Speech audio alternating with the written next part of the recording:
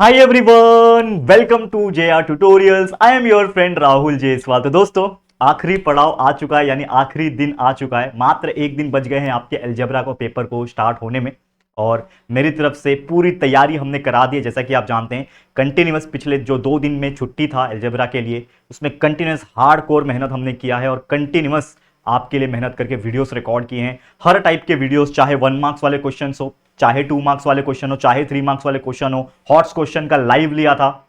उसके बाद हमारे 3 मार्क्स वाले क्वेश्चन हो, एक्टिविटी जो क्वेश्चन पूछते हैं वो वाले हो, सभी टाइप के अलग अलग वीडियोस में हमने वीडियो बनाए हैं। और एक एक घंटे का वीडियो आप देखोगे तो एक एक घंटे में न जाने हमने 25-25, 30-30 क्वेश्चन को सॉल्व कराया है और आपका बहुत सारा समय बचाया है। बहुत सारे बच्चों ने अच्छा रिस्पॉन्स दिया। लेकिन अगर आप लोग ये वीडियो देख रहे हो और अभी तक हमारे वो वीडियोस नहीं देखे हैं तो प्लीज चेकआउट कर लेना। और हमेशा से बोलता हूं, वीडियोस जो मैं बना रहा हूं आप जल्दी से जल्दी स्पीड बढ़ा के देख लोगे तो कम समय में बहुत अच्छी तरीके से तैयारी कर सकोगे। और सबसे इंपॉर्टेंट चीज, वीडियोस देख रहे हो तो साथ ही में नोटबुक पेन लेके बैठा करो ताकि आप लोग साइमल्टेनियसली हमारे साथ प्रैक्टिस कर सको। इससे आपका इंप्रूवमेंट बहुत होगा। प्रैक्टिस इतना जबरदस्त हो जाएगा कि आने वाले एग्जाम्स में जब आप लिखोगे ना तो आपको एकदम ऐसा लगेगा कि यार क्या आप एबीसीडी लिख रहे हो क्या यार, इतना मतलब बोलते हैं ना एकदम लेवल उसका इतना चिंदी लगेगा। तो डेफिनेटली आपको मेहनत करना है और अच्छे से अच्छा रिजल्ट लाने की कोशिश करना है। हमारा आशीर्वाद और आपके लिए मेहनत और सपोर्ट हमेशा था, है और रहेगा। ठीक है, तो आज क्या लेकर आया हूं, मोस्ट प्रोबेबली ये आपके लिए आखिरी वीडियो होगा जिसमें हमारा एक ही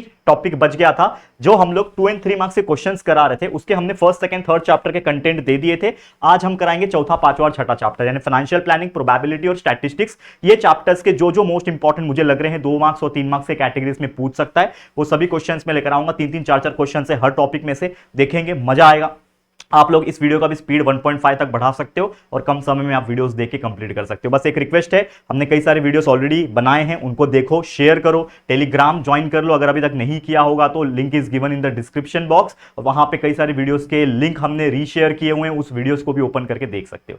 तो चलो, ज्यादा यहाँ पे बातें नहीं करेंगे, सीधा काम पे आ जाते हैं। बस एक रिक्वेस्ट है, अलजेब्रा यार मेरा फेवरेट पेपर, आपका फेवरेट पेपर है, तो निराश मत करना। अच्छे से अच्छा मार्क्स, हमारा टारगेट हमेशा 35 प्लस था और मुझे लगता है बच्चे ऐसे भी होंगे जो मेहनत करके 40 आउट ऑफ 40 भी ला सकेंगे। तो पूरा आशीर्वाद है आप लोग को। तो चलिए वीडियो की शुरुआत करेंगे। तो क्या है पहला टॉपिक? ठीक है, देखो ये जो क्वेश्चन होते हैं जो 2 या 3 मार्क्स के लिए आते हैं, जो जनरल केस में ये दो क्वेश्चन नंबर 2B में पूछे जाते हैं 8 मार्क्स के लिए, और क्वेश्चन नंबर 3B में 6 मार्क्स के लिए पूछे जाते हैं नॉर्मल तरह में। मतलब अगर मैं बात करूं ओवरऑल की, अगर मैं बात करूं तो आपको इसको बिल्कुल ध्यान से समझना है। 14 मार्क्स का कंटेंट बन सकता है वैसे, और ये पूरा 6 के 6 चैप्टर की बात हो रही है, लेकिन अभी जो आज के वीडियो में वो 4, 5, 6 देखेंगे। ठीक है, तो पहला हम लोग फाइनेंशियल प्लानिंग से शुरुआत करेंगे। फाइनेंशियल प्लानिंग पता नहीं क्यों बच्चे घबराते हैं। मैं हाल ही में कल जो लाइव नौशाद सर का चल रहा था और मैं बैठ के देख रहा था तो मुझे बच्चों का कॉमेंट आ रहा था, बोल रहे थे कि सर फाइनेंशियल प्लानिंग स्किप कर दूं क्या? तो बच्चा देखो, फाइनेंशियल प्लानिंग एक ऐसा चैप्टर है, नो डाउट कि आप बाकी चैप्टर से कंपेयर करोगे तो थोड़ा सा टफ है, थोड़ा सा कंफ्यूजिंग भी है, लेकिन बच्चा स्किप मत करना। क्योंकि कभी कभी आप स्किप के चक्कर में क्या हो जाता है कि कोई ऑप्शन ऐसा आ जाता है, कोई क्वेश्चन ऐसा आ जाता है जो आपने बहुत अच्छे से प्रिपेयर किया लेकिन आप सॉल्व नहीं कर पा रहे हो, ऐसा भी हो जाता है कभी कभी। और मान लो फाइनेंशियल प्लानिंग चैप्टर आपने स्किप किया है तो वो भी नहीं आया, ये भी नहीं आया, तो फिर वो लेने के देने पड़ जाते हैं। तो ऐसा ना हो, इसके लिए हर चैप्टर का प्रिपरेशन करके जाओ, ताकि अगर वो बाई चांस नहीं आ रहा है तो ये वाला करके चले जाओ। तो ट्राई करने में क्या आ जाता है, अपनी तरफ से अपने को 100% देना है। करेक्ट है बच्चा? चलिए वीडियो की शुरुआत करेंगे। क्वेश्चन पूछा है 2 मार्क्स के कैटेगरीज में, Amit purchase 150 shares of face value 100 rupees. क्या है अमित ने, देखो क्वेश्चन पढ़ना है और आंसर लिखना है और कुछ नहीं है। अमित ने परचेस किया 150 शेयर, मतलब कितना शेयर है उसके पास, नंबर ऑफ शेयर्स जो है कितना है 150। उसका फेस वैल्यू कितना है 100 रुपया, लिख दो यहां पे फेस वैल्यू कितना है बच्चा, 100 रुपया है फेस वैल्यू। ठीक है, मार्केट वैल्यू उसका दे रखा है, मार्केट वैल्यू कितना है 120 रुपया। ठीक है, हमें बोल रहा है company paid the dividend 15%, company ने डिविडेंड पे करती है 15%, जो कि आपको पता होगा, डिविडेंड का कंसेप्ट मैंने पढ़ाया था। अगर आपने चैप्टर्स नहीं देखे अभी भी मौका है दोस्तों। मैं हमेशा बोलता हूं चैप्टर नंबर 4, चैप्टर नंबर 6 में बच्चों को डाउट इसलिए भी होता है क्योंकि वो पिछले 2-3 साल से नहीं था, तो हमने पूरा पढ़ा के रखा हुआ है, प्रॉपर क्वालिटी वीडियो है डिजिटल बोर्ड के ऊपर। तो chapter number 4 financial planning by JR tutorial search करो, chapter 6 statistics by JR tutorial search करो। हमारे पूरे chapter by chapter, lecture by lecture videos मिलेंगे, एक एक करके 2x की स्पीड पे देख लो, पूरा कंसेप्ट क्लियर हो जाएगा और हर एग्जांपल सॉल्व कराया है। और प्रॉब्लम सेट के भी वीडियोस अगर आप देखना चाहते हो, उसमें भी कई सारे टॉपिक्स एग्जाम में पूछते हैं, तो वो भी मैंने अलग से कराया हुआ है, तो वो भी चेकआउट कर लेना। ठीक है, तो डिविडेंड 15% दिया, rate of return on investment निकालना है। क्या निकालना है बच्चा? Rate of return on investment, ये चीज आपको निकालनी है।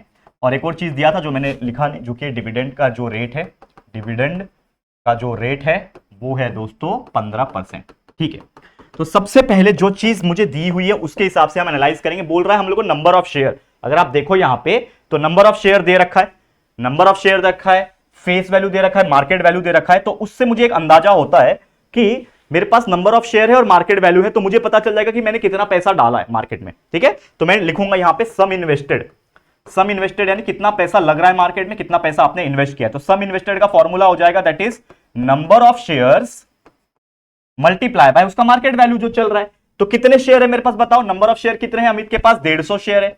एक शेयर को खरीदने के पीछे मार्केट वैल्यू क्या लग रहा है, 120 रुपया। तो 150 मल्टीप्लाई बाय 120 कर दो तो आपका आंसर आ जाएगा किसका, सम इन्वेस्टेड का।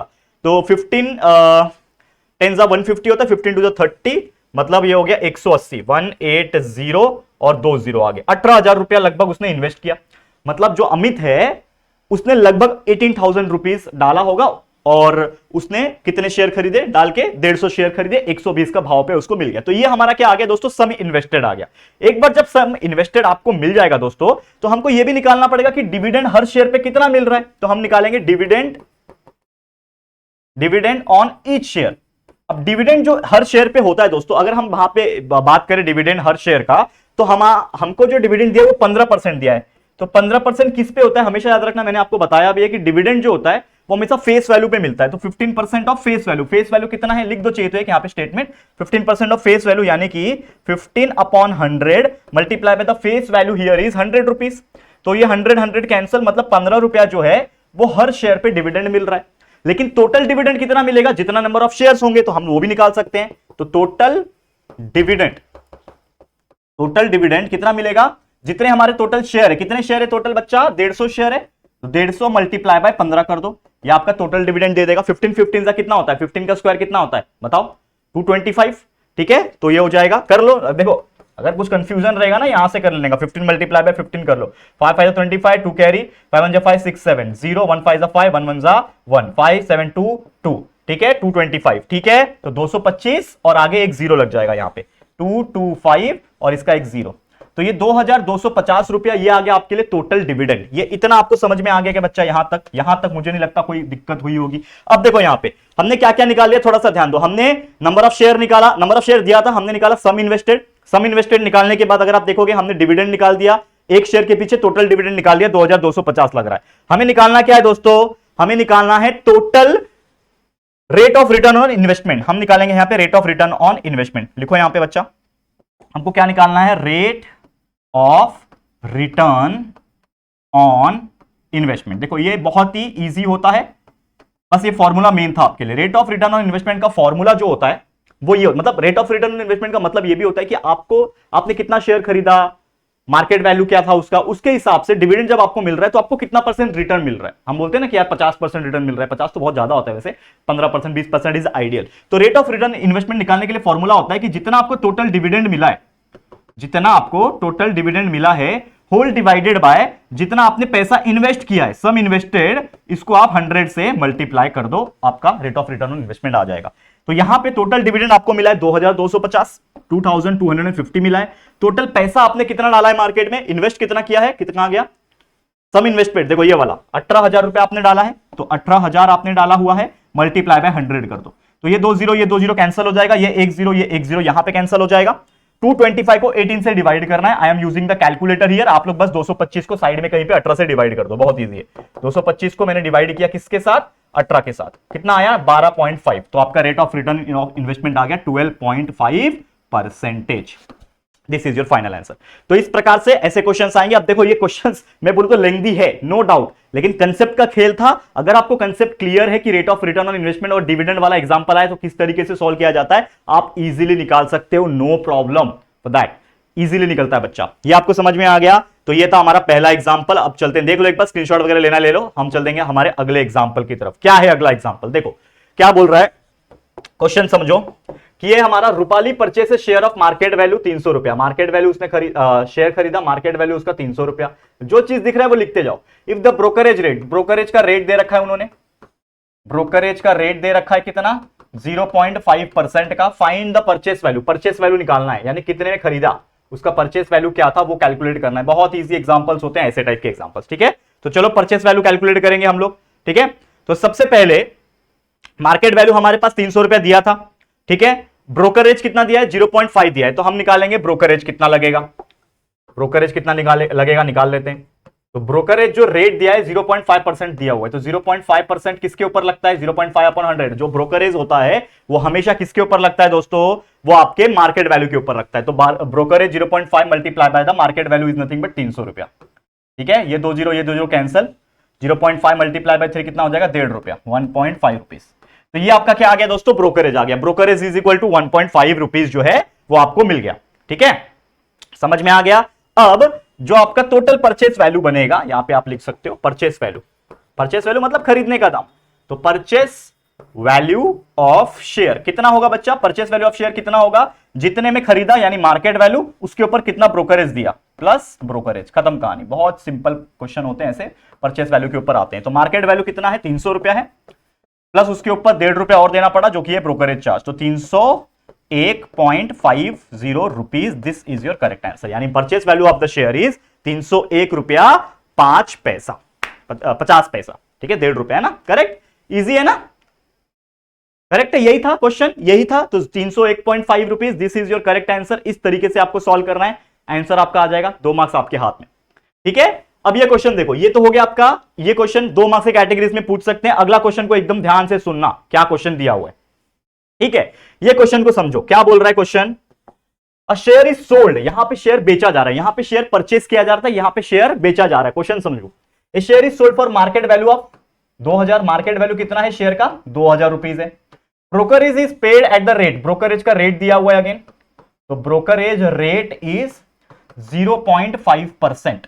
ठीक है, what is the amount of receive after sale, यानी कि सेलिंग प्राइस एक तरीके से पूछा है, बेचने वाला प्राइस। यहां पे परचेज प्राइस पूछा था ये क्वेश्चन, और ये सेलिंग प्राइस, ऐसे दोनों में से कोई एक क्वेश्चन एग्जाम में पूछेंगे आपको 2 मार्क्स के लिए, या तो परचेज वैल्यू निकालो और सेलिंग प्राइस निकालो। तो कैसे निकाला जाता है, सेम, पहले ब्रोकरेज रेट दिया तो आप ब्रोकरेज निकाल सकते हो।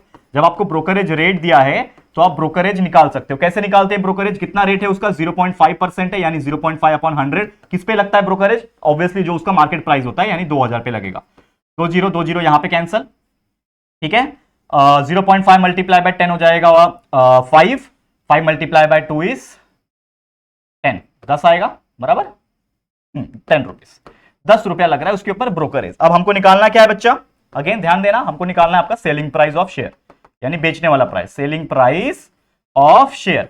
हमेशा याद रखना, जो भी सेलिंग प्राइस होगा, मतलब जो भी बच्चा या फिर जो भी इंसान शेयर बेचेगा, तो जो उसका मार्केट वैल्यू चल रहा है वो तो उसको मिलेगा ही, लेकिन जब उसने बेचा तो उसके ऊपर उसको ब्रोकरेज देना पड़ेगा, यानी ब्रोकरेज इस बार क्या होगा, माइनस होगा। समझ में आ रहा है बच्चा, जब कोई इंसान शेयर खरीदता है तो जो मार्केट वैल्यू, जो मार्केट में उसका प्राइस है वो तो वो देगा, लेकिन साथ में उसको ब्रोकरेज भी देना पड़ेगा, तो उस टाइम पे ब्रोकरेज प्लस हो रहा होगा।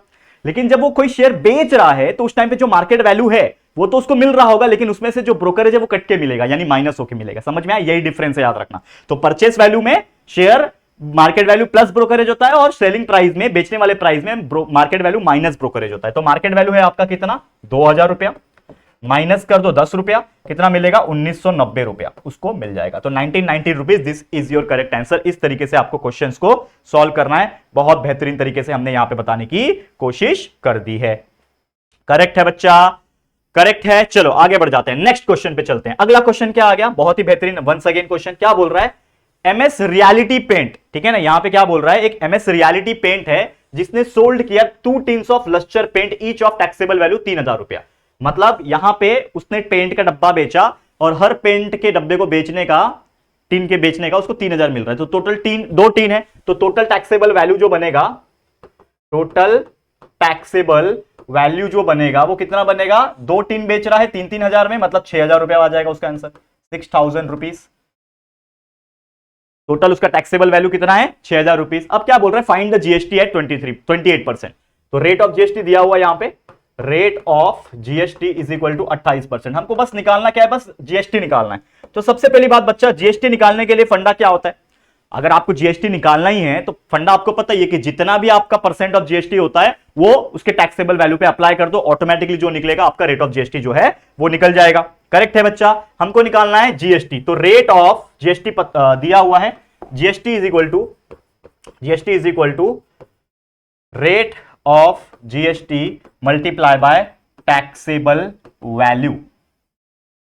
ठीक है।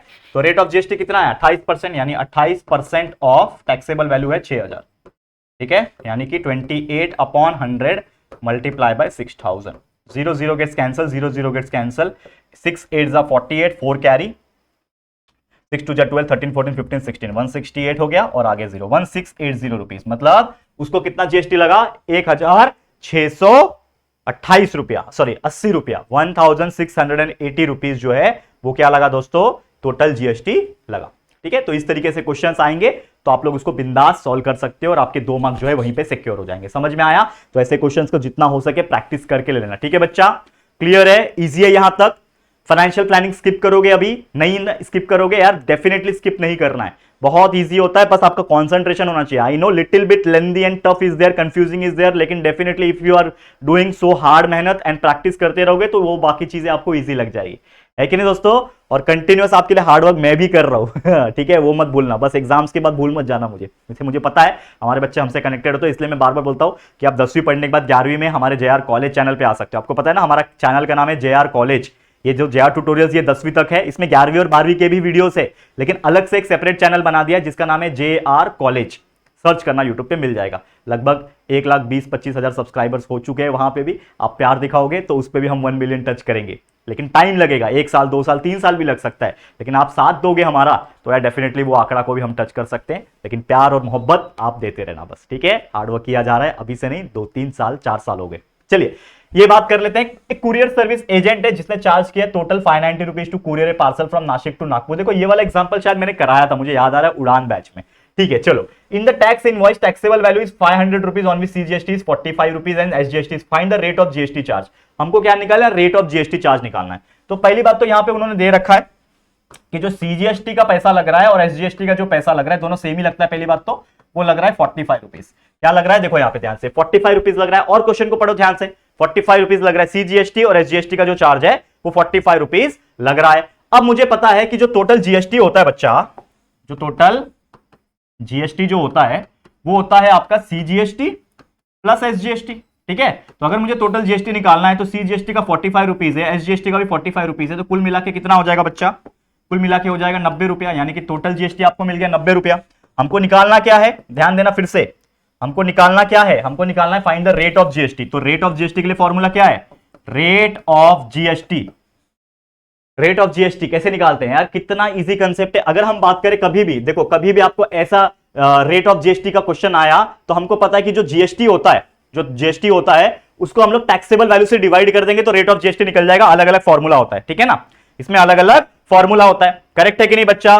तो हम लोग भी वही चीज करेंगे। देखो यही फॉर्मूला याद रखना है ना आपने जीएसटी का फॉर्मूला क्या है? Rate of GST multiply by taxable value. यहां पे आपको रेट ऑफ जीएसटी निकालना है, तो रेट ऑफ जीएसटी निकालना है मतलब ये जो जीएसटी होगा यानी टोटल जीएसटी जो होगा उसको मैं डिवाइड कर दूंगा किससे? ये इधर चला जाएगा तो डिवाइड हो जाएगा, किससे करूंगा? टैक्सेबल वैल्यू से। एक ही फॉर्मूला अगर आपको याद है तो उसको आप कन्वर्ट कर करके आप मल्टीपल टाइम्स अलग अलग क्वेश्चंस में यूज कर सकते हो। तो rate of GST is equal to total GST upon taxable value. Total GST लग रहा है 90 रुपया, टैक्सेबल वैल्यू इन्होंने दे रखा है ना, देखो कहां गया चार्ज है total taxable in taxable value is 500। देखो यहाँ पे ये कंफ्यूज मत हो ना, 590 आपको कंफ्यूज करने के लिए दिया है। यहाँ पे देखो टैक्स इनवॉइस में टैक्सेबल वैल्यू क्या है? 500 रुपया, तो टैक्सेबल वैल्यू क्या है आपके लिए? 500 रुपीज। ठीक है, निकल जाएगा।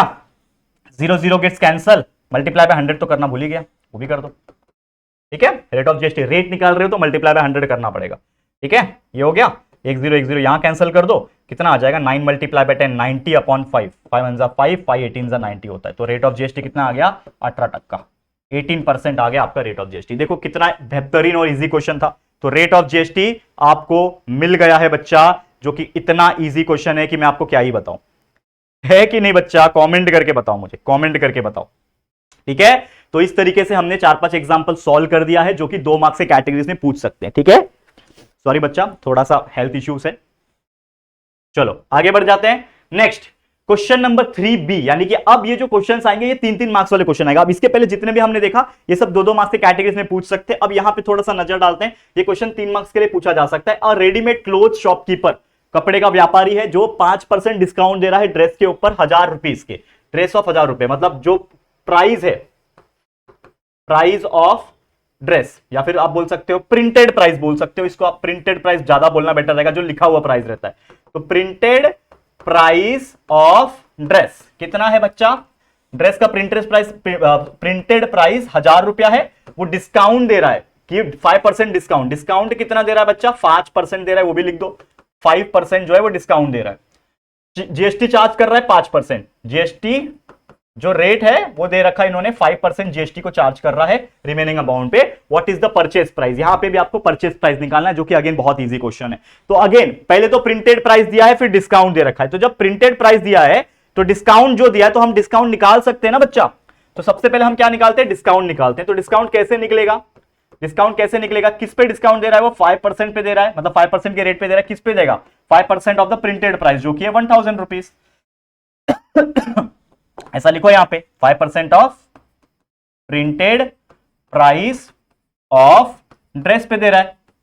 तो चलो 5% क्या है? 5/100 multiply by printed price is 1000। ये 2 zero cancel, 5 multiply by 10 is 50। तो यानी कि 50 रुपया वो डिस्काउंट दे रहा है। यानी कि जो 1000 रुपए का उसका ड्रेस है, उस पर वो कितना दे रहा है? 50 रुपए का जो है वो डिस्काउंट दे रहा है। तो हमारा जो टैक्सेबल वैल्यू रहेगा ड्रेस का, क्या बनेगा? जो टैक्सेबल वैल्यू, यानी कि कितना टोटल बन के आया, यानी कि पहले तो 1000 रुपए का ड्रेस था, लेकिन 50 रुपए डिस्काउंट दे दिया, उसके बाद जो भी पैसा आएगा उसके ऊपर टैक्स लगता है ना। तो टैक्सेबल वैल्यू क्या हो जाएगा? आपका जो प्रिंटेड प्राइस था 1000 रुपया माइनस डिस्काउंट, जो कि है 50 रुपया। ठीक है, आप ऐसा लिख सकते हो अगर आपको लिखना है थियरी में, तो आप ऐसा भी लिख दो कि प्रिंटेड प्राइस माइनस डिस्काउंट। ठीक है, तो प्रिंटेड प्राइस माइनस डिस्काउंट कर दो तो कितना हो जाएगा? 1000 माइनस 50 रुपीज, कितना आ जाएगा? 950 रुपया। तो ये आपका आ गया टैक्सेबल वैल्यू। 950 रुपया जो आपका आया, ये आपका आया टैक्सेबल वैल्यू। करेक्ट है, टैक्सेबल वैल्यू आ गया। अब रेट ऑफ जीएसटी भी लगेगा, जो कि है 5%। ठीक है बच्चा, 5% लगेगा ना जीएसटी। तो 5% जीएसटी निकालो, निकालो यहां पे साइड में हम निकालेंगे जीएसटी। जीएसटी निकालो, तो GST is equal to 5% on taxable value. 5% on taxable value, taxable value पे 5% जीएसटी लग रहा है। तो 5% यानी 5/100 मल्टीप्लाई बाय टैक्सेबल वैल्यू है मेरा 950 रुपया। 0 गेट्स कैंसल। ठीक है, 5 मल्टीप्लाई बाय 95 कितना होता है बच्चा? 5 5 25, 2 कैरी, 5 9 45, 46 47, 475। ठीक है, डिवाइड बाय 10, तो ये हो जाएगा 47.5 रुपीज। 47.5 रुपीज आ गया। तो मेरा जीएसटी आ गया 47.5 रुपीज। अब मुझे बताओ कि मुझे निकालना है परचेस प्राइस, मतलब खरीदने का प्राइस उसको कितना पड़ा। तो जैसे मैंने आपको एक एग्जांपल में बताया था कि कभी भी परचेस प्राइस अगर आपको दिया रहेगा, तो परचेस प्राइस जो होता है वो जो अमाउंट ऑफ ड्रेस होता है, यानी कि जो भी अमाउंट है ड्रेस का, ठीक है, जो भी अमाउंट है ड्रेस का, ये वाला, और उसको हम लोग प्लस कर देते हैं किसके साथ बच्चा? जीएसटी के साथ। तो जीएसटी के साथ प्लस कर दो उसको, तो हमारा वैल्यू कितना आ जाएगा? तो हम लोग निकालेंगे यहां पे क्या? Purchase price. तो परचेस, देखो क्वेश्चन क्या पूछा है? What is the purchase price of the dress for customer. तो purchase price of dress for customer is equal to कितना हो जाएगा? जो उसका टैक्सेबल वैल्यू आया, ठीक है ना, जो उसका टैक्सेबल वैल्यू वाला प्राइस आया, टैक्सेबल वैल्यू वाला जो प्राइस आया, टैक्सेबल वैल्यू प्राइस जो आया, प्लस मैं करूंगा जीएसटी। तो कितना हो जाएगा? टैक्सेबल वैल्यू का प्राइस है 950 रुपया, प्लस जीएसटी उसको भरना पड़ा 47.5 रुपया। कितना हो जाएगा? That is 997.5 rupees. This is your purchase price for the customer. यानी अगर मैं कस्टमर होता तो मुझे 997.5 रुपीज देना पड़ता। किसको देना पड़ता? शॉपकीपर को देना पड़ता। ठीक है, समझा कैसे आ गया? इस तरीके से एग्जांपल आ सकते हैं 3 मार्क्स के कैटेगरी में। जरूर से आपको इसको अच्छी तरीके से मेहनत करना है और समझ के ले लेना है। ठीक है बच्चा, क्लियर है? क्लियर है, चलो क्लियर है, आगे बढ़ जाते हैं। अब देखो ये कौन सा एग्जांपल है? ये वाला जो एग्जांपल अगर आप ध्यान दोगे तो ये थोड़ा सा विचित्र है, और ये चांसेस बढ़ भी जाते हैं पूछने के, क्योंकि बहुत हार्ड है। हार्ड इसलिए बोल रहा हूं क्योंकि ये आपको कंफ्यूज कर सकता है, लेकिन आप ध्यान देना, मैं आपको बता रहा हूं क्या बोल रहा है। If face value of both share is same, 2 share दिया हुआ है, एक है कंपनी ए का शेयर, एक है कंपनी बी का शेयर, जो आप देख पा रहे हो। कंपनी ए का जो शेयर है वो डिविडेंड देता है 16%, और उसका मार्केट वैल्यू है एक शेयर का 80 रुपया। कंपनी बी का जो शेयर है वो डिविडेंड देता है 20%, और उसका मार्केट वैल्यू चल रहा है 120 रुपया, और उन दोनों की कंपनी का जो फेस वैल्यू है वो सेम है, ऐसा बोल के रखा है। क्वेश्चन ये पूछा है कि अगर आप दोनों में से जो कंपनी है उसमें इन्वेस्ट करते हो तो कौन सा कंपनी आपको ज्यादा प्रॉफिटेबल बनाती है, यानी रिटर्न, रेट ऑफ रिटर्न किसमें ज्यादा मिल रहा है। तो इन शॉर्ट हम लोग को क्या निकालना है बच्चा? दिमाग से हम लोग को समझा कि कोई कंपनी ज्यादा हमको दे रही है वो कैसे पता चलता है कि भाई जो कंपनी रेट ऑफ रिटर्न ज्यादा देगी, जितना परसेंट ज्यादा देगी वो हमारे लिए प्रॉफिटेबल है, ठीक है ना। कोई 5% दे रहा है, अगर कोई 5.5% भी दे दिया तो हमारे लिए वो ज्यादा है। तो इन शॉर्ट हमें rate of return of investment ही निकालना है। तो सबसे पहले हम लोग क्या करेंगे, मान लेंगे कि भाई उसका जो फेस वैल्यू है वो एक्स है। तो let the face value of both company, दोनों सेम ही है ना, तो let the face value of both company is x rupees, क्योंकि दोनों के लिए सेम होगा तो एक्स रुपीज होगा। और मैं क्यों ले रहा हूं फेस वैल्यू, क्यों जरूरी है फेस वैल्यू, क्योंकि डिविडेंड दिया है और डिविडेंड आपको दिया होता है, तो डिविडेंड निकालने के लिए हमें फेस वैल्यू पता होना चाहिए। तो हमने मान लिया कि जो फेस वैल्यू है बोथ कंपनी का वो है एक्स रुपीज, ठीक है ना, समझ में आ गया। तो चलो मैं डिविडेंड निकालता हूं। सबसे पहले कंपनी ए का पहले निकालूंगा, कंपनी ए, यहां पे हम लोग करेंगे कंपनी ए का जुगाड़। अब कंपनी ए का जुगाड़ करो, तो सबसे पहले कंपनी ए का मैं डिविडेंड निकालता हूं। अब डिविडेंड निकालने के लिए फंडा क्या है बच्चा, डिविडेंड निकालने के लिए फंडा क्या होता है, that is dividend is equal to rate of dividend multiply by उसका फेस वैल्यू। तो रेट ऑफ डिविडेंड कितना है यहां पे कंपनी ए के लिए 16% है, यानी 16% ऑफ फेस वैल्यू। तो 16% ऑफ फेस वैल्यू यानी 16/100 मल्टीप्लाई बाय फेस वैल्यू कितना है बच्चा, एक्स माना हुआ है, ठीक है। तो ये कितना हो जाएगा 16/100 यानी कि 0.16 मल्टीप्लाई बाय एक्स, तो 0.16 एक्स हो गया। ये हम लोग मान लेंगे इक्वेशन नंबर 1 की इस कंपनी का जो डिविडेंड आया वो आया 0.16 रुपया, ठीक है। ये आपको समझ में आ गया, ठीक है, क्लियर है बच्चा, ठीक है। अब मैं निकालूंगा बच्चा rate of return on investment, इस चीज का कंपनी ए का rate of return on investment निकालता हूं। Rate of return on investment, ध्यान देना बच्चा, बहुत अच्छी तरीके से समझाने की कोशिश कर रहा हूं। अब rate of return on investment का फॉर्मूला मैंने आपको बताया था, total dividend upon the sum invested, ठीक है, total dividend upon sum invested, ठीक है, ध्यान देना। अब यहां पे अगर आप देखोगे कहीं पे भी इस पूरे क्वेश्चन के अंदर अगर आप देखोगे सम इन्वेस्टमेंट कहीं पे मेंशन नहीं किया है, लेकिन आपको एक शेयर का प्राइस तो पता है। तो हम लोग अभी फिलहाल एक शेयर की ही बात कर रहे हैं, हमने जो डिविडेंड निकाला है ये पर शेयर के हिसाब से निकाला है। तो हमारे लिए जो सम इन्वेस्टेड रहेगा वो मार्केट वैल्यू का ही प्राइस रहेगा, यानी कि जो rate of return on investment निकलेगा, टोटल डिविडेंड कितना है 0.16x अपॉन ये हो जाएगा सम इन्वेस्टेड, यानी इस कंपनी का, पहले वाले कंपनी का 80 रुपया मार्केट वैल्यू वो हमने लिख दिया। तो 0.16 अपॉन 80, ठीक है, 0.16 अपॉन 80। अगर इसको आप सॉल्व कर लोगे, देखो हाँ, rate of return on investment निकालने के लिए हम लोग को 100 से मल्टीप्लाई भी करना होता है। ये मैंने नहीं लिखा यहाँ पे, तो लिख दो इसको 100 से मल्टीप्लाई, इसको भी 100 से मल्टीप्लाई कर लो। कुछ कैंसल हो रहा है बिल्कुल, कर लो, ठीक है। 0.16, हाँ एक काम कर सकते हैं, पहले ऐसा कर सकते हैं कुछ, 0.16 को 100 से मल्टीप्लाई किया, ये तो 16 बन गया, 16x बन गया अपॉन 80 हो जाएगा। 16x अपॉन 80 कितना हो जाएगा, 16 1 जा 16, 16 5 जा 80 होता है, बराबर, एम आई राइट। 16 1 जा 16, 16 2 जा 32, 16 3 जा 40, 16 4 जा 60, 16 5 जा 80, बराबर। तो ये आ गया आपका आंसर। ऊपर आ गया सिर्फ और सिर्फ x, नीचे आ गया 5x अपॉन 5%। ये समझा यहां तक, x अपॉन 5% कैसे आया। Rate of return on investment और कंपनी ए की बात हो रही है, तो इसका मुझे मिल गया x अपॉन 5%। सेम में जाऊंगा कंपनी बी के लिए, ठीक है, ध्यान देना, ठीक है। देखो ऐसे क्वेश्चंस बहुत टफ होते हैं कंपेयर करने के लिए, तो कंपनी बी में मैं करूंगा। अब कंपनी बी का भी वही फंडा लूंगा। क्या फंडा लूंगा, सबसे पहले मैं निकालूंगा कंपनी बी का डिविडेंड।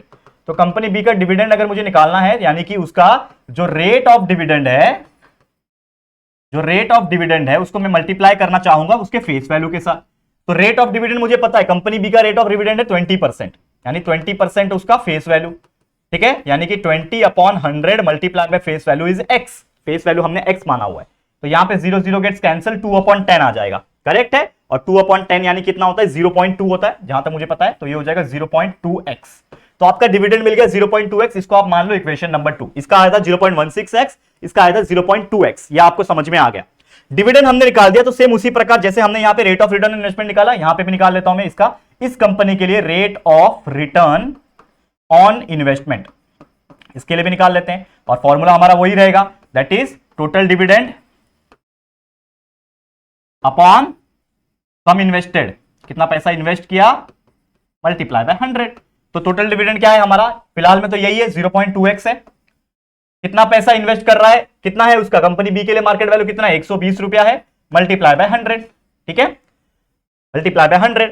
1 0 यहां कैंसिल कर सकता हूं, 0.2 मल्टीप्लाई बाय 10 हो जाएगा 2x, और नीचे आ जाएगा आपका 12। अब 2 1 जा 2 होता है, 2 6 जा 12 होता है, यानी ये आया x अपॉन 6%, ये आया आपका x अपॉन 6%। यानी कि इससे आपको पता चला कि ये x अपॉन 5 होता है, ये अपॉन x अपॉन 6% होता है। अब दोनों को आप देखो, आपके सामने दोनों चीज आपको दिख रहे, दोनों चीज आपके सामने आपको दिख रहे हैं। तो ये है x अपॉन 5, ये है x अपॉन 6। अगर मैं दोनों कंपनी को कंपेयर करूं, यहां पे मैं एक लाइन खींचता हूं, यहां पे मैं लिखता हूं कंपनी ए, ध्यान देना बच्चा, हाँ कंपनी ए यहां लिखता हूं और यहां लिखता हूं कंपनी बी, कंपनी बी लिखता हूं।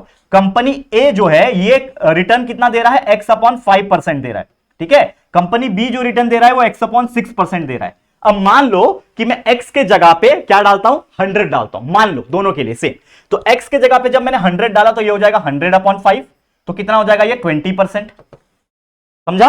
और अगर यहां पे मैं x के जगह पे क्या डाल रहा हूं, 100 डाल रहा हूं, तो ये हो जाएगा 100 अपॉन 6, तो ये हो जाएगा लगभग कितना हो जाएगा बच्चा, 6 1 जा 6 और 40, 6 6 जा 36, लगभग 16.66% दे रहा है।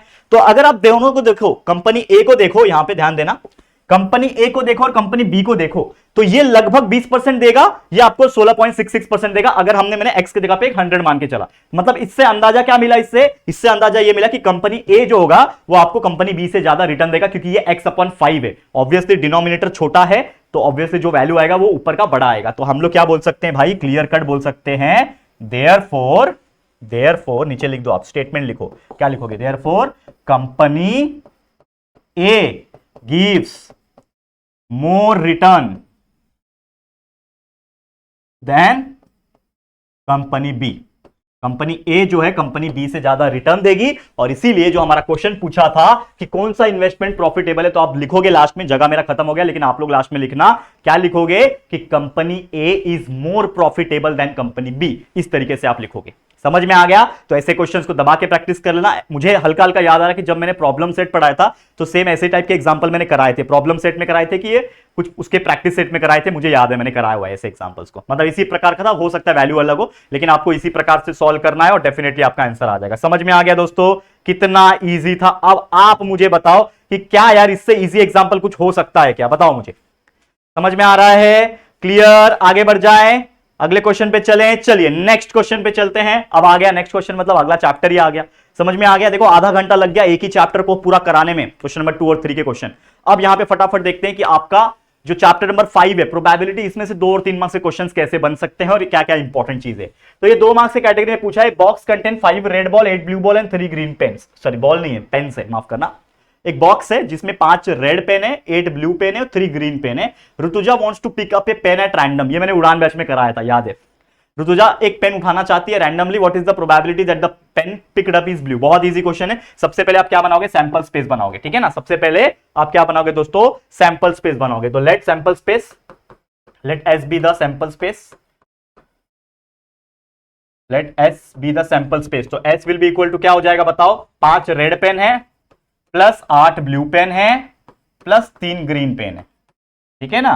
कुल मिला के आपका कितना हो जाएगा, 5 plus 8 is 13 plus 3 is 16।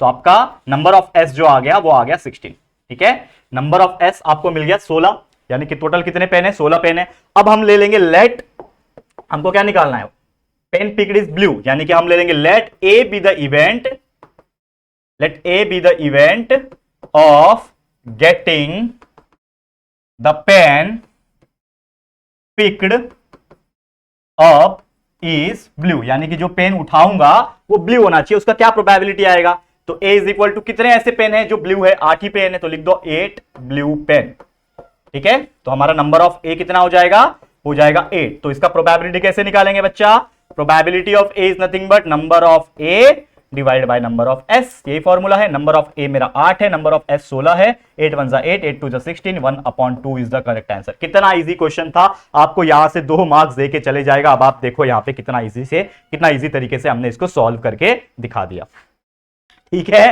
Clear, okay दोस्तों। तो यार मैं कभी कभी सोचता हूं कि यार इतना हार्डवर्क आपके लिए किया, मतलब मैं कभी कभी ना गिन नहीं पाया। मैं आपको बोला था कि कितने एग्जाम्पल सॉल्व कर दिए होंगे, मुझे पता ही नहीं है पिछले 3 दिन में, मतलब 150-200 एग्जाम्पल मैंने आपको सॉल्व करके दिखाए होंगे पूरा मिला के, मुझे लगता है उससे भी ज्यादा, ठीक है। तो इतना जो हार्डवर्क किया तो उसमें से यार कुछ ना कुछ तो पूछ लेगा, और उसके जैसा भी पूछ लेगा। और आप लोग इतना एक्सपर्ट हो गए होंगे, अगर आप ये वीडियो देख रहे होंगे अब आप इतना एक्सपर्ट हो गए होंगे ना कि आप अलजेब्रा आंख बंद करके भी लिख सकते हो। ज्योमेट्री के लिए भले ही कम टाइम है, एक ही दिन है, लेकिन उसमें भी ऐसे ही मेहनत करूंगा आपके लिए, और कई सारे रिकॉर्डेड वीडियोस आपको दूंगा जो आपको हेल्प करेगा कम समय में ज्यादा चीजें अचीव करने के लिए, और प्रैक्टिस दबा के करना। ज्योमेट्री भी कम नहीं है, मजा आएगा। ठीक है, लाइव भी मिलेगा, टेंशन मत लो। ठीक है, समझा यहां तक? आगे बढ़ जाए, चलिए अगले क्वेश्चन पे चलते हैं। क्या है अगला question? If two coins are tossed, दो कॉइन को साथ में अगर उड़ाया जा रहा है, find the probability of event of getting head and both the coins. ठीक है, चलो सबसे पहले अगेन सैंपल स्पेस क्या आएगा मेरे लिए? अगर दो कॉइन साथ में उड़ते हैं तो हेड हेड आएगा, हेड टेल आएगा, टेल हेड आएगा, या तो टेल टेल आएगा। ठीक है, नंबर ऑफ एस मेरा कितना आ गया? 4। ठीक है, यहां तक कोई दिक्कत नहीं है आप लोग को? ओके, अगला क्या चीज पूछा है इसमें? Find the probability of event of getting head on both the coins. दोनों कॉइन्स पे हेड आना चाहिए, मतलब हम लोग ले लेंगे let A be the events of getting head on both the coin. दोनों कॉइन पे क्या आना चाहिए? हेड आना चाहिए। तो इसके हिसाब से मेरा ए का जो सैंपल स्पेस बनेगा क्या है? इन पूरे में हेड दोनों कॉइन पे कौन सा? सिर्फ यही है, यानी हेड हेड आएगा, ब्रैकेट क्लोज। मतलब नंबर ऑफ ए मेरा क्या आएगा? सिर्फ और सिर्फ 1 आएगा। तो number of A is equal to 1। हमें निकालना क्या है बच्चा? प्रोबेबिलिटी। निकाल लो प्रोबेबिलिटी। तो probability of A is nothing but what? Number of A divide by number of S. तो नंबर ऑफ ए है 1, नंबर ऑफ एस मेरा 4 है, तो 1/4 इज द करेक्ट आंसर। मतलब हमारा number of what is the probability of getting head on both the coin, दोनों coin पे head आने के चांसेस क्या है? 1/4 इज द प्रोबेबिलिटी। इजी है। तो ऐसे 2 मार्क्स के कैटेगरीज में क्वेश्चन पूछेंगे, जरूर से आपको मेहनत करना है और सॉल्व करते रहना है। ठीक है, आगे बढ़ते हैं, अगले क्वेश्चन पे चलते हैं। क्या क्वेश्चन पूछा है? इफ 3 कॉइन्स आर टॉस, अब आपको 3 कॉइन को उड़ाना है साथ में। चलो, तो अगेन सैंपल स्पेस बनाऊंगा 3 कॉइन वाला। क्या आता है? हेड हेड हेड आता है, हेड हेड टेल आता है, उसके बाद हेड टेल हेड आता है, उसके बाद हेड टेल टेल आता है। ठीक है, उसके बाद टेल हेड हेड आता है, टेल टेल हेड आता है, और क्या बच गया? 1 2 3 4 5 6, और क्या बच गया? टेल टेल टेल तो लास्ट में आ जाएगा, और क्या आ जाएगा? देखो टेल टेल टेल तो एक आ जाएगा लास्ट में, एक और कुछ बच गया है, देखो ध्यान देना इसको। हेड हेड आएगा, हेड हेड टेल आएगा, टेल टेल हेड हो गया। ठीक है, टेल हेड टेल नहीं लिखा है ना हमने, THT। ठीक है, टेल हेड टेल। तो आपको पता है कि जब भी 3 कॉइन उड़ते हैं तो सैंपल स्पेस आपके टोटल 8 आते हैं। 3 कॉइन जब उड़ते हैं तो सैंपल स्पेस 8 आते हैं, वो तो हमने आपको याद करवाया था। 2 कॉइन उड़ेगा तो 4 आएगा, 1 कॉइन उड़ेगा तो 2 आएगा, तो कुल मिला के हो गए 8। तो आप लिख दो यहाँ पे number of sample space is equal to 8। ये आपका मिल गया नंबर ऑफ सैंपल स्पेस 8। ठीक है, अब क्या करना है? आपको बोल रहा है find the probability of getting no head, कोई हेड नहीं आना चाहिए। तो आप लिखोगे let A be the event, let A be the event of getting no head, मतलब कोई हेड नहीं आना चाहिए। तो A का जो हमारा सैंपल स्पेस बनेगा वो ऐसा होना चाहिए कि कोई हेड नहीं आना चाहिए। तो इसमें देखो कोई हेड नहीं होना चाहिए, तो सिर्फ एक ही ऐसा चीज है जिसमें कोई हेड नहीं है, जो कि है टेल टेल टेल। तो आप लिख दो यहाँ पे tail tail tail, bracket close. तो नंबर ऑफ A मेरा क्या आ जाएगा? ओनली 1। तो नंबर ऑफ A मिल गया 1। अब मुझे क्या निकालना है? प्रोबेबिलिटी निकालना है उसका। तो प्रोबेबिलिटी के लिए फॉर्मूला सेम वही रहेगा, that is probability of A is nothing but number of A divide by number of S. तो नंबर ऑफ ए मेरा 1 है, नंबर ऑफ एस मेरा 8 है, तो 1/8 इज द करेक्ट आंसर। कितना इजी है। तो इस तरीके से क्वेश्चंस आएंगे 2-2 मार्क्स के कैटेगरीज में। तो क्या लगता है आप लोगों को, प्रोबेबिलिटी छोड़ोगे? बिल्कुल नहीं छोड़ना है, प्रोबेबिलिटी तो में एकदम घुस जाना है और फुल में से फुल मार्क्स स्कोर करना है कि नहीं बच्चा? समझा? चलिए अब आगे बढ़ जाते हैं अगले टाइप के क्वेश्चंस की तरफ। क्या है क्वेश्चंस? देखो ध्यान से, ये आ गया 3 मार्क्स की कैटेगरी के क्वेश्चन जो प्रोबेबिलिटी में पूछे जा सकते हैं। तो पहला क्वेश्चन क्या है? इफ 3 कॉइन्स आर टॉस, इसमें भी सेम है, 3 कॉइन टॉस होंगे। हमें बोल रहा है find the probability of event. 2 event दिया है, एक इवेंट ए है जिसमें बोल रहा है हेड नहीं आना चाहिए, सेम अभी जो किया, और एक इवेंट बी है जिसमें पूछा है कि एटलीस्ट 2 हेड आना चाहिए। तो चलो एक एक करके दोनों को सॉल्व करेंगे। तो सबसे पहले सैंपल स्पेस बनाएंगे, सेम वही चीज। पहला हेड हेड हेड, उसके बाद head head tail head tail head. ठीक है, उसके बाद क्या लिखोगे? Head tail tail tail tail head tail head tail. उसके बाद 1 2 3 4 5 6 बन गया, और एक और बच जाता है। देखो हमेशा कंफ्यूजन हो जाता है ना कि क्या बच जा रहा है। टेल हेड टेल हो गया है, ठीक है। टेल टेल हेड हो गया है, हो गया है। हेड टेल टेल हो गया है, हो गया है। टेल हेड हेड नहीं हुआ है ना, tail head head, tail head head नहीं हुआ है, नहीं हुआ है। टेल हेड हेड और लास्ट में टेल टेल टेल। खत्म कहानी। 8 हो गए। चलो, तो नंबर ऑफ एस 8 आ जाते हैं। इसका तो आपको पता ही है, आप तो इतना कर चुके हो कि आपको एकदम मेमोराइज हो गया होगा ये चीज। पहला इवेंट करेंगे, चलो इवेंट ए। इवेंट ए क्या बोल रहा है बच्चा? लिखो यहां पे, बोल रहा है to get no head, to get no head. तो हमने इवेंट ए लिया कि हेड नहीं आना चाहिए, तो ए का सैंपल स्पेस बनाओ। क्या बनेगा कि कोई हेड नहीं आना चाहिए, no head no head no head no head. किसमें नहीं है हेड? इसी में नहीं है, जो कि आएगा टेल टेल टेल, सेम पिछला जैसा एग्जांपल। तो मेरा नंबर ऑफ ए आ गया, दैट इज 1। नंबर ऑफ ए 1 आ गया, अब इसका प्रोबेबिलिटी भी निकाल लूंगा बच्चा, निकालो। प्रोबेबिलिटी ऑफ ए का फॉर्मूला क्या होता है, अभी तो पूरा बाय हार्ट हो गया होगा आप लोगों को। तो probability of A is nothing but number of A divide by number of S. यही होता है ना, डालो इसमें। नंबर ऑफ ए मेरा 1 है, नंबर ऑफ एस 8 है, तो आगे आपका probability of A that is 1/8। कितना इजी था क्वेश्चन, ये आपका आ गया पहला एग्जांपल, मतलब पहला कर लिया। चलो अब इसी का दूसरा करेंगे जो कि इवेंट बी, सेकेंड वन। ये पहला था, अब इसका इवेंट बी करेंगे। इवेंट बी क्या है, इवेंट बी पढ़ो क्या बोल रहा है, टू गेट एटलीस्ट 2 हेड। लिखो यहां पे to get at least 2 head, 2 head आना चाहिए बच्चा। अब 2 हेड आने के लिए आपको बी का सैंपल स्पेस लिखना पड़ेगा, तो कम से कम 2 हेड, लेकिन 2 हेड से ज्यादा चलेगा क्योंकि मैंने आपको कम से कम और एटमोस्ट का कंसेप्ट बताया था कि आपको कभी भी पूछता है कम से कम यानी एटलीस्ट पूछता है तो कम से कम 2 होने चाहिए, 2 से ज्यादा चल जाएंगे। तो कम से कम 2 हेड होने चाहिए, तो इसमें कम से कम 2 हेड है, 2 से ज्यादा है चल जाएगा। इसमें कम से कम 2 हेड है, 2 हेड है, 2 हेड है, मतलब इतने काम के हैं। तो 1 2 3 4 लिख दो यहां पे, हेड हेड हेड, इसमें भी 2 हेड है, इसमें भी है 2 हेड है, हेड हेड टेल, उसके बाद हेड टेल हेड भी 2 हेड है, और उसके बाद टेल हेड हेड, ये सभी में 2 हेड है। तो नंबर ऑफ बी मेरा क्या आ गया बच्चा, ये आ गया 4। नंबर ऑफ बी मेरा 4 हो गया। अब इसका भी प्रोबेबिलिटी निकाल लो। प्रोबेबिलिटी ऑफ बी का फॉर्मूला क्या बन जाएगा, that is number of B divide by number of sample space S. तो नंबर ऑफ बी मेरा 4 है, नंबर ऑफ सैंपल स्पेस 8 है, 4 1 सा 4 होता है, 4 2 सा 8 होता है, यानी कि आपको मिल गया प्रोबेबिलिटी ऑफ बी जो कि मिल गया 1/2 हाफ।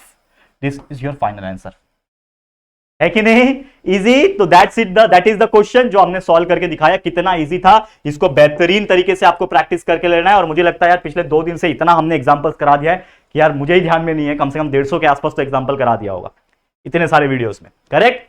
तो बस आप लोग दबा के प्रैक्टिस करो, 1.52x की स्पीड से वीडियो देखते रहो, बाकी हर चीजें आपकी अच्छी जाएगी, ये तो मुझे कॉन्फिडेंस है। नेक्स्ट क्वेश्चन पे चलेंगे बच्चा। क्या क्वेश्चन है समझो इसको। क्वेश्चन बोल रहा है a 2 digit number is formed. देखो ध्यान से समझना इस क्वेश्चन को, क्या बोल रहा है, क्वेश्चन को समझो क्या बोल रहा है। A 2 digit number is formed with digits 2 3 5 7 9। 2 digit number बनाना है, ठीक है, विदाउट रिपीटेशन, कोई रिपीट नहीं होना चाहिए। कभी कभी क्वेश्चन ऐसा भी आता है with repetition is also allowed, तो क्वेश्चन पढ़ना क्या लिखा हुआ है, इसमें बोल रहा है विदाउट रिपीटेशन, रिपीट नहीं होना चाहिए, ठीक है। What is the probability of the following event, ठीक है, इवेंट का प्रोबेबिलिटी आपको निकालना है। What is the probability of the following event. तो इवेंट ए क्या है, the number formed is an odd number. Number जो फॉर्म हो रहा है वो क्या है, ऑड नंबर है। और इवेंट बी जो है, तो number form is a multiple of 5। चलो एक एक करके करेंगे बच्चा। तो 2 डिजिट नंबर बनाओ सैंपल स्पेस का, सैंपल स्पेस का 2 डिजिट नंबर बनाओ।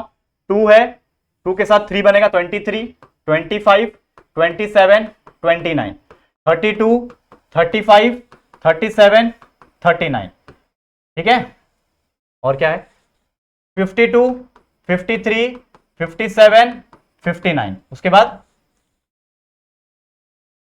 72 73 75 79, उसके बाद 92 93 95 97। हो गया कंप्लीट। अब आप चेक कर लो कि क्या क्या चीजें हैं। तो 1 2 3 4 5 6 7 8 9 10 11 12 13 14 15 16 17 18 19 20। तो नंबर ऑफ एस मेरा आ गया। नंबर ऑफ एस कितना आ गया बच्चा, number of S is equal to 20। ये हमने निकाल दिया नंबर ऑफ एस, ठीक है। अब मैं एक एक करके सॉल्व करूंगा इवेंट ए, ठीक है। इवेंट ए क्या है, the number form is an odd number. लिखो the number formed is an odd number. The number form जो हो रहा है वो ऑड नंबर हो रहा है, तो ऑड नंबर इसमें से ढूंढो और लिखो। तो ए मेरा जो आएगा प्रोबेबिलिटी, मतलब इसका सैंपल स्पेस, तो इसमें से जितने ऑड नंबर है वो लिखो। ऑड नंबर कितने हैं, देखो 23 ऑड नंबर होता है, 25 ऑड नंबर है, 27 ऑड नंबर है, 29 ऑड नंबर है, 35 ऑड नंबर है, 37 है, 39 है, ठीक है। उसके बाद क्या है 53 है, उसके बाद 57 है, 59 है, फिर 73 है, 75 है, 79 है, 93 है, 95 है और 97 है। ये हो गया। अब देखो 1 2 3 4 5 6 7 8 9 10 11 12 13 14 15 16। तो नंबर ऑफ ए मेरा कितना है, कितना आया 16। तो number of A is the 16। 16 ऐसे नंबर है जो ऑड नंबर है, ठीक है। मैं निकालूंगा उसका प्रोबेबिलिटी। तो probability of A is nothing but number of A divide by number of S. तो नंबर ऑफ ए मेरा 16 है, नंबर ऑफ एस मेरा कहां गया 20 है। 4 के टेबल में 4 4 जा 16, 4 5 जा 20। तो आपका आंसर आ गया 4/5। This is your final answer. यानी इवेंट ए का जो प्रोबेबिलिटी आ रहा है बच्चा, ठीक है, इवेंट ए का जो प्रोबेबिलिटी आ रहा है कि जो नंबर फॉर्म है वो ऑड नंबर होना चाहिए, तो ये जो प्रोबेबिलिटी है ये आएगा 4/5। कितना इजी था। चलिए आगे बढ़ जाते हैं, नेक्स्ट क्वेश्चन पे चलते हैं, यानी इसी का जो अगला क्वेश्चन है इवेंट बी। लिखो यहां पे क्या बोल रहा है, इवेंट बी। इवेंट बी क्या है, पहले क्वेश्चन पढ़ो। इवेंट बी बोल रहा है the number form is a multiple of 5। The number formed is a multiple of 5। ठीक है, मल्टीपल ऑफ 5 होना चाहिए। तो सबसे पहले मैं लिखूंगा बी का सैंपल स्पेस। ऐसे कौन से नंबर है जो 5 के टेबल में आते हैं, 5 के मल्टीपल है, तो 25 है, 35 है। लिखो यहां पे एक एक करके, 25, 35 और कोई है क्या, 75 है, और उसके बाद है क्या 95 है। 4 ही ऐसे नंबर है, ये आएंगे। यानी नंबर ऑफ बी मेरा कितना हो जाएगा बच्चा, 4। Number of B is equal to 4 आ गया, और नंबर ऑफ बी आ गया तो यहां से हम लोग प्रोबेबिलिटी भी निकाल लेते हैं। तो probability of B is equal to number of B divide by number of S, यानी कि ये हो जाएगा 4 अपॉन नंबर ऑफ एस निकाला हुआ है 20। तो 4 1 4, 4 5 20, यानी 1/5 इज द करेक्ट आंसर। तो इस तरीके से प्रोबेबिलिटी के 3-3 मार्क्स के कैटेगरी से एग्जांपल पूछेंगे तो भी आप लोग को इस प्रकार से सॉल्व करना है और मेहनत करके आपका आंसर जो है वो निकाल लेना है। ठीक है बच्चा, क्लियर है, कोई दिक्कत यहां तक, कोई परेशानी तो नहीं। चलिए आगे बढ़ जाते हैं फटाफट से, क्या करना है क्या नहीं करना है फटाफट से हम लोग देख लेते हैं। ठीक है कि नहीं बच्चा, क्लियर है, आगे बढ़े। चलो अब हम चलेंगे नेक्स्ट एग्जांपल की तरफ। ठीक है, अगला एग्जांपल क्या है, हमारा अगला एग्जांपल है स्टैटिस्टिक्स। ये जो चैप्टर है statistics, one of the easiest chapter लेकिन लेंथी चैप्टर, आई अग्री, क्योंकि बहुत सारी चीजें होती है इसमें, फॉर्मूला डालो, ये कैलकुलेट करो, वो कैलकुलेट करो, यहां से बहुत टेंशन आ जाता है। लेकिन छोड़ना बिल्कुल नहीं है, जो चीज कर सकते हैं डेफिनेटली अटेम्प्ट करना है और सॉल्व करने की कोशिश करना है। तो चलो आइए एक एक करके देखेंगे। तो 2 मार्क्स के कैटेगरी का एक एग्जांपल लाया जो कि है फाइंड द मोड। मोड निकालना है, बहुत इजी होता है मोड निकालना, फॉर्मूला याद रहना चाहिए, बस फॉर्मूला आपको बाय हार्ट हो जाना चाहिए। ये वैल्यूज ऑलरेडी देके रखे, मतलब हमारा जो मेन हेडेक था कि यार वो जो टेबल बनाना है, फ्रीक्वेंसी टेबल, उसमें चीजें कैलकुलेट करनी है, फिर जाके वैल्यू निकालना है और फिर जाके वापस फॉर्मूला डाल के कैलकुलेट करना है, तो वो झंझट खत्म कर दिया। 2 मार्क्स के लिए सीधा सीधा आपको वैल्यू डाल के फॉर्मूला पूछा है।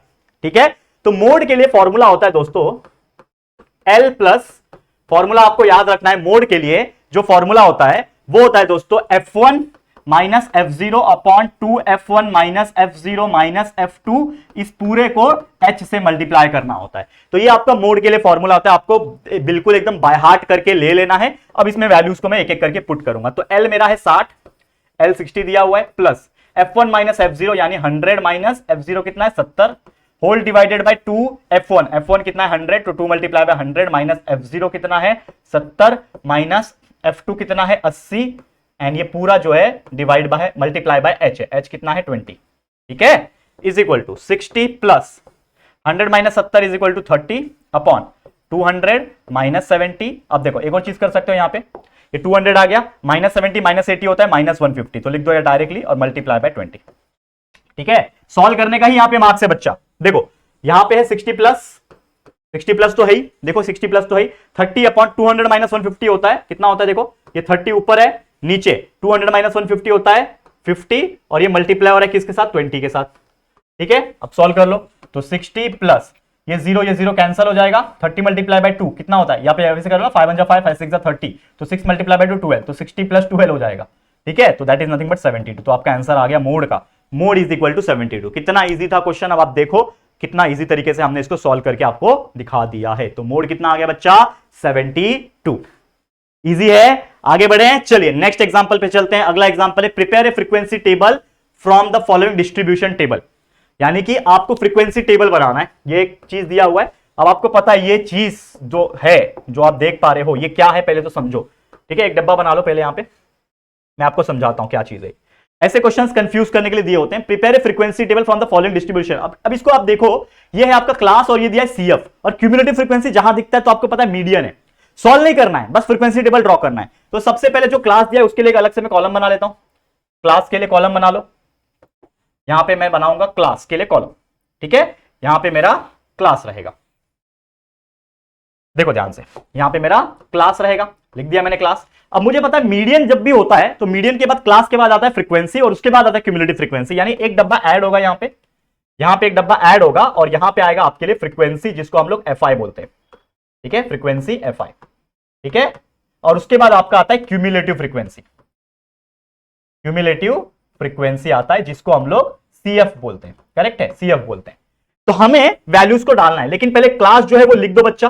क्लास जो दिया हुआ है आपको लिख दो। कंटिन्यूअस है क्या, चेक कर लो। कंटिन्यूअस है तो no need to write continuous, direct लिख दो। 0 से 10 है, फिर 10 से लेके 20 है, 20 से लेके 30 है, और उसके बाद 30 से लेके 40 है। No problem in that, direct डाल दो। और इसमें हम लोग ऐसे बॉक्सेस बना लेंगे।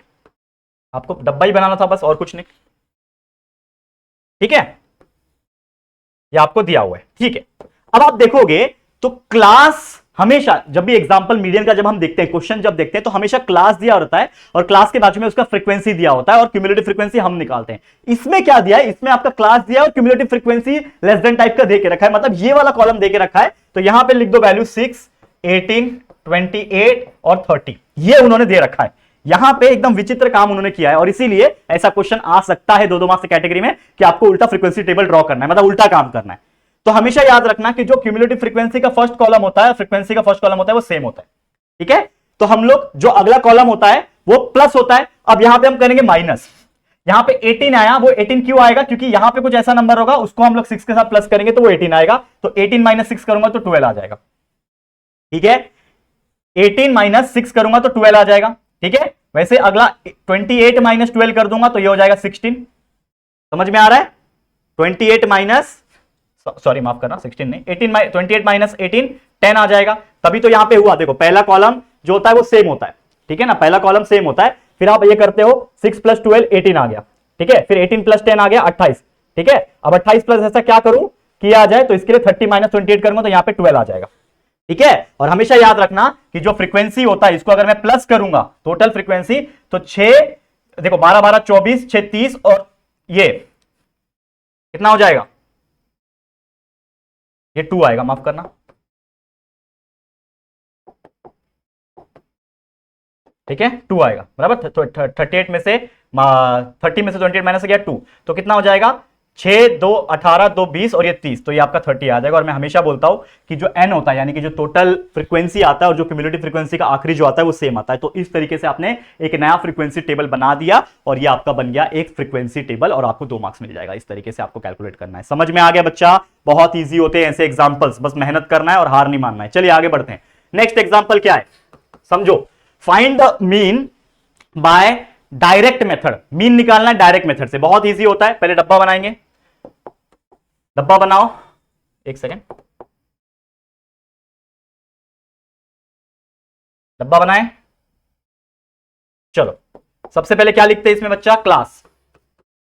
ठीक है, क्लास लिखा जाएगा जो कि टाइम है आपके लिए। क्लास मतलब यहाँ पे टाइम है ना, लिख दो, वो भी लिखना है तो टाइम। क्लास आपके लिए क्या है, टाइम, जो कि आवर में।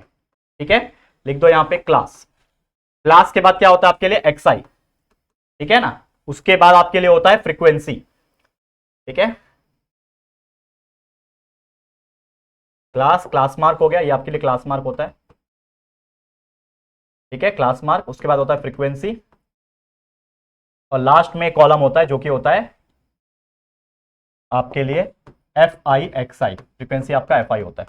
ठीक है, चलो क्लोज करो इसको, वैल्यू डाल दो। क्लास का क्या है, 0 से 2 है, कंटिन्यूस है, बिल्कुल है। 2 से 4 है, 4 से 6 है, 6 से 8 है, और 8 से 10 है। ठीक है, डाल दो।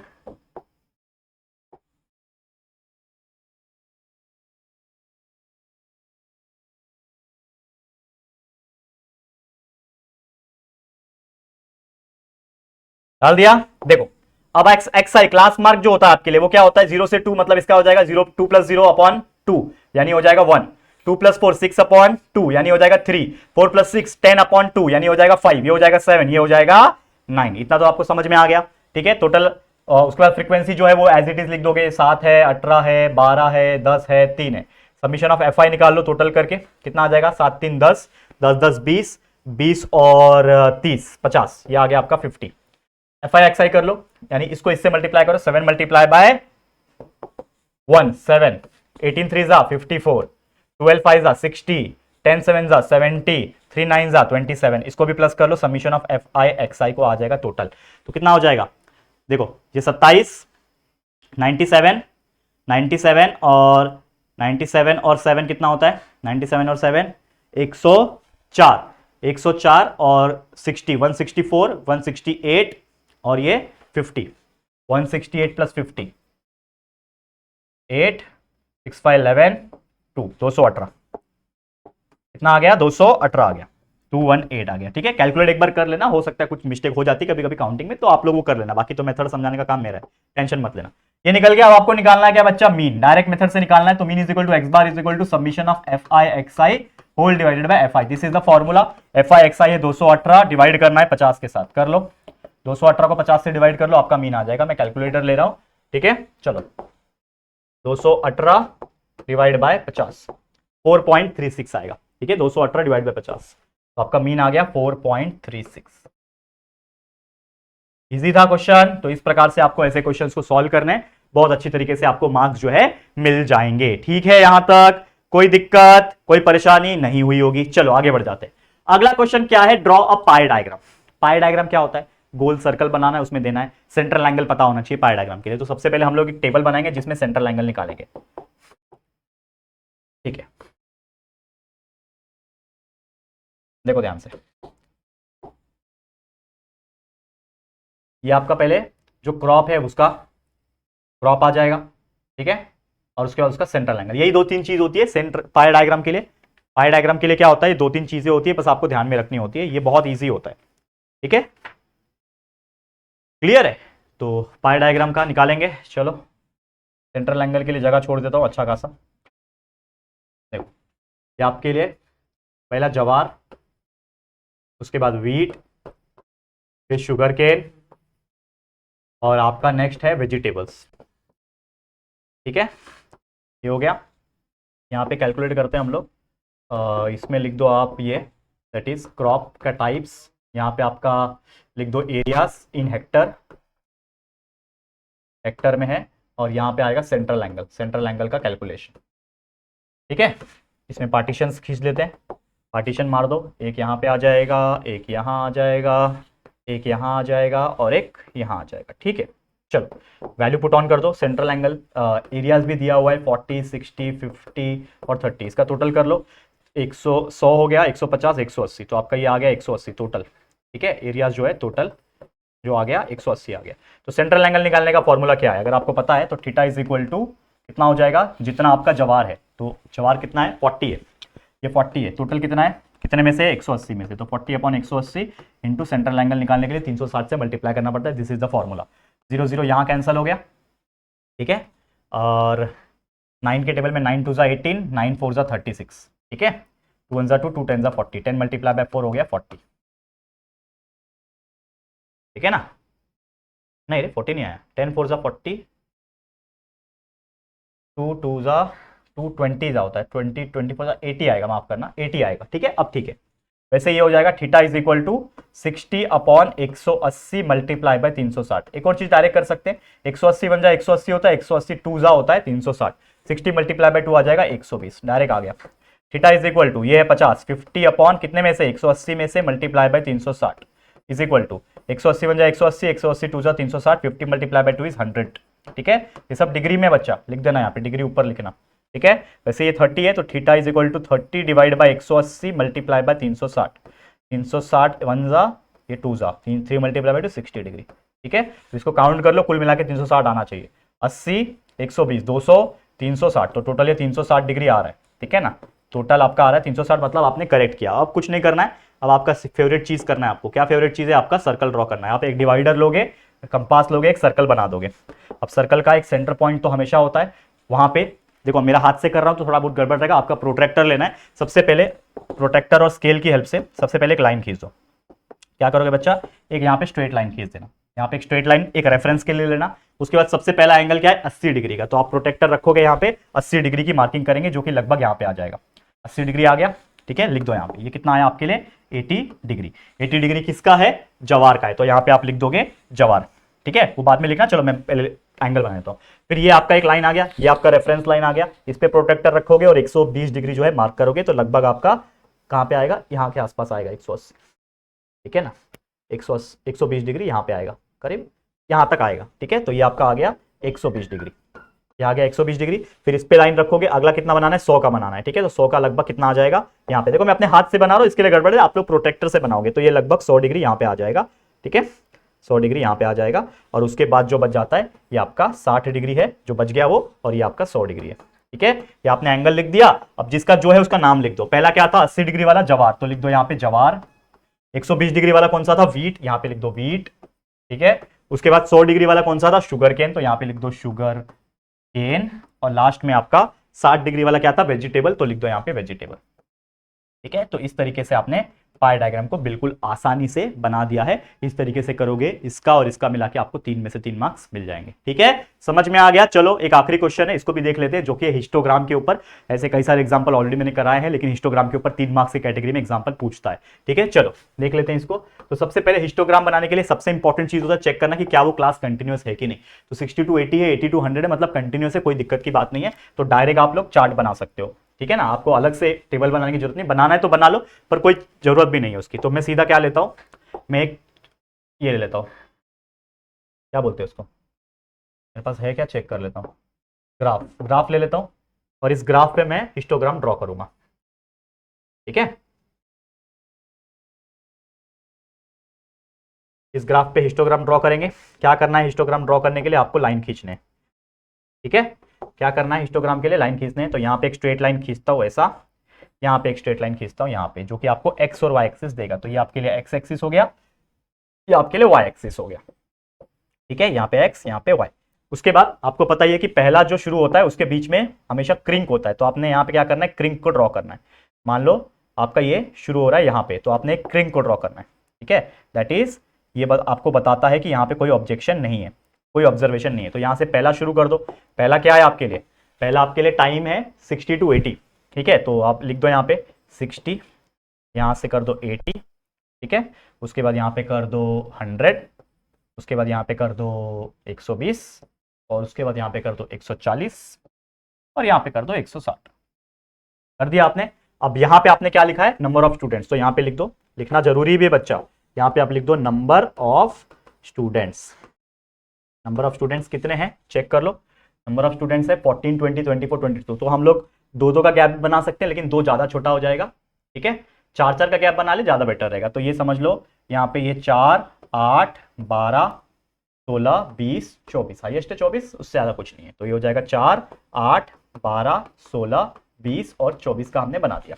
अब कुछ नहीं करना है बच्चा, बस आप लोग को अपना ग्राफ तैयार कर देना है। स्केल ले लेना है और 60 पे जाना है। 60 से 80 कितने पे, 14 पे। तो 14 मतलब ये 12, ठीक है ना, ये 12, ये आपका होगा लगभग 13 और ये 14 होगा यहां तक। तो ये आपका बन गया एक हिस्टोग्राम 60 to 80 का 14 के ऊपर। ये आपका 14 का लाइन है, करेक्ट।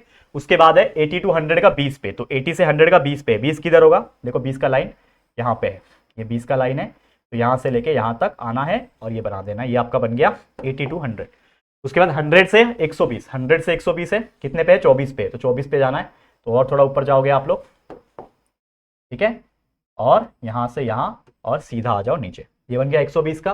फिर 120 से 140 का है 22, 22 किधर आएगा, ये आएगा आपका 22, ये वाला लाइन। तो ये आपका 22 का लाइन हो गया, 22 का लाइन यहाँ आ गया आपका 140। एंड लास्ट में है 140 से 160 का 16 पे। 16 किधर है, ये वाला लाइन। तो ये आपका 16 का लाइन है। तो इस तरीके से आपने ये ग्राफ को कंप्लीट कर दिया। स्केल आप लोग लिख देना, मैं आपके लिए होमवर्क के तौर पे छोड़ रहा हूं कि आप लोग स्केल लिख लोगे बच्चे, ठीक है। तो स्केल जरूर से लिख देना। और इस तरीके से आपका हिस्टोग्राम कंप्लीट होता है और इस तरीके से आपको 3 में से 3 मार्क्स मिल जाएंगे, ठीक है। तो दैट्स इट। इसी के साथ हमारा ये पूरा का पूरा लेक्चर वीडियो, जिसमें हमने आपको पूरे एंटायर 4, 5, 6 चैप्टर के 2 मार्क्स और 3 मार्क्स वाले क्वेश्चंस कंप्लीट करा दिए हैं। और उम्मीद करता हूं आपको हमारे साथ ये वीडियो देख के बहुत मजा आया होगा। लगभग आप देख सकते हो 1 घंटे से ज्यादा हो चुका है, लेकिन जो क्वालिटी कंटेंट हमने दिया है, हर अलग अलग टाइप के एग्जाम्पल जो आपको सॉल्व कराए, इसको देख के और प्रैक्टिस करके हमारे साथ आपको बहुत मजा आया होगा, ठीक है। तो आज के लिए इतना ही, एनर्जी डाउन हो चुका है। अब आप लोग एक रिक्वेस्ट है, एक काम कर सकते हो आप लोग, प्लीज हमको सपोर्ट अगर करना चाहते हो, दिल से आपको लगता है कि सपोर्ट करना चाहिए, प्लीज जितना हो सके वीडियो को लाइक करना और शेयर करना अपने जितने भी फ्रेंड्स है पूरे महाराष्ट्र के अंदर, ठीक है। सबको शेयर कर देना, उनको बोलो आगे भी शेयर कर देने के लिए। और फर्स्ट टाइम चैनल पे आए हो तो चैनल को सब्सक्राइब कर लेना, बेल आइकन को प्रेस कर देना, ताकि वीडियोस की जो नोटिफिकेशन है वो आप लोग को मिलती रहेगी, ठीक है फ्रेंड्स। तो चलो जल्दी मिलेंगे फिर एक और नई वीडियो में, तब तक के लिए thank you and good bye.